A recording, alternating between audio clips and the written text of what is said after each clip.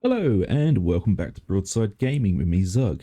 And today we're taking a look at another build for the Ogryn.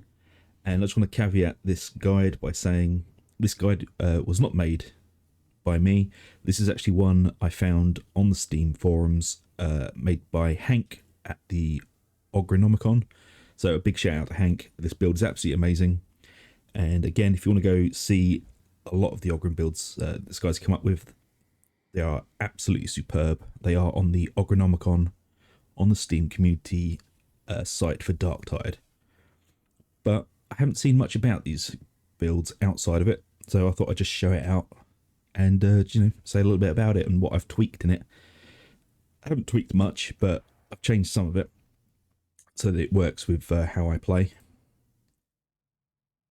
So as you can see here, we're starting off with Furious. For each enemy you hit during the same heavy melee attack, you gain 2.5% damage on your next melee attack. You have to remember, even if you're going for a gun lugger, the Ogryn is predominantly a melee class, and you will be switching to melee when your gun eventually runs out of bullets, which, if you're using a heavy stubber, that'll be quite often. We are grabbing Smash 'em, replenish 25% toughness after hitting a single enemy with a heavy melee attack. Heavyweight, again, one of the best talents the Ogryn has. 30% damage against Borks, Crushers, Plague, Ogryns and Reapers, and 30% damage reduction against the same. Linchpin, again, a very good talent. Toughness replenishment while in coherency is increased by 50%. Grabbing both the toughness talents here, and Bombs Away.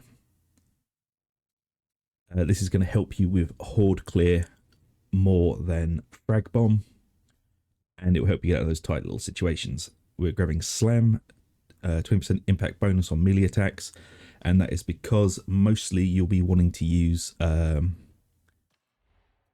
cleaver with this. I tend to run the latrine shovel just because I'm a creature of habit, but the cleaver is the preferred weapon. You can usually run it with Slaughterer and Confident Strikes, or Momentum and Thrust.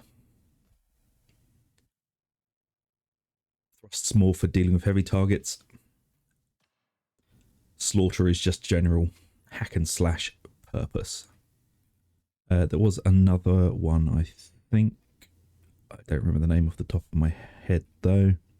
I think it was the Basher he mentioned. Oh, yeah.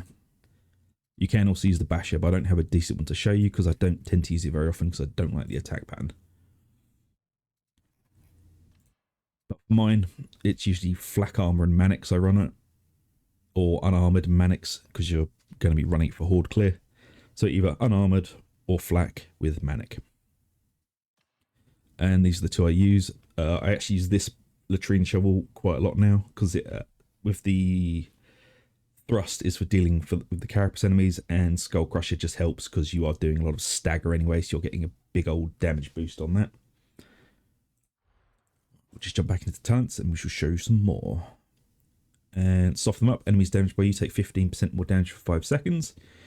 We're taking point blank barrage, getting the bullet bravado, and light 'em up. Light 'em up is actually really, really good for softening up all targets, including crushers and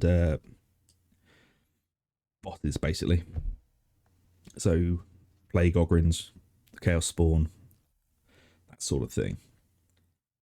Reload speed, ammo stash, range damage, coward culling, toughness damage reduction, and if you can see, we're not actually going down here for burst limit override.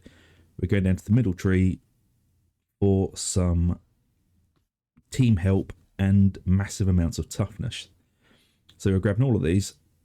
On activating your combat ability, you and your allies in coherency gain 20% movement speed and are also immune to stun and suppression. Pushing or blocking enemies taunts them. This is to help out the little uns. 20% damage for 5 seconds after being hit with a melee attack. This will just help you out when you inevitably get surrounded. Bruiser, 5% combat ability cooldown reduction when you and your ally in coherency kill an elite enemy. Won't give in, 20% damage reduction for each knocked down or incapacitated ally within 20 meters. And we're grabbing Feel No Pain. At first, I was not convinced by Feel No Pain, but it is actually really, really, really good. So you're blessed by 10 stacks of Feel No Pain. Each stack grants 2.5% toughness replenishment and 2.5% damage reduction. Taking health damage removes 1 stack. Stacks are restored every 6 seconds. Pushing enemies restores 1 stack of Feel No Pain, so you will want to be pushing. And toughness, Feel No Pain grants 2.5% toughness replenishment per stack. So this is a very tanky ranged build, and it works in a lot of situations. You don't lose a whole lot by not going for burst limit override, but you do gain a substantial amount of toughness. So I'll take a look at what we're using. So I've shown you the Brute Brain Latrine Shell that I'm using. I am also using the heavier version of the Heavy Stubber, the Gorgonum Mark IV Twin Linked Heavy Stubber with Flak Armor and Manix. That's just generally how I roll these, with Blaze Away and Charmed Reload. Charmed Reload is generally the blessing you want in this, but there are a few other ways you can go with it. Let's see if I've got one with one of the other blessings on it. Or you can go with Overwhelming Fire. I generally prefer Blaze Away, but Overwhelming Fire is also a relatively good choice. But you always want Charmed Reload just to keep you firing, basically. And for the curios, I am running Toughness with more Toughness, Max Health and Combat Ability Regeneration.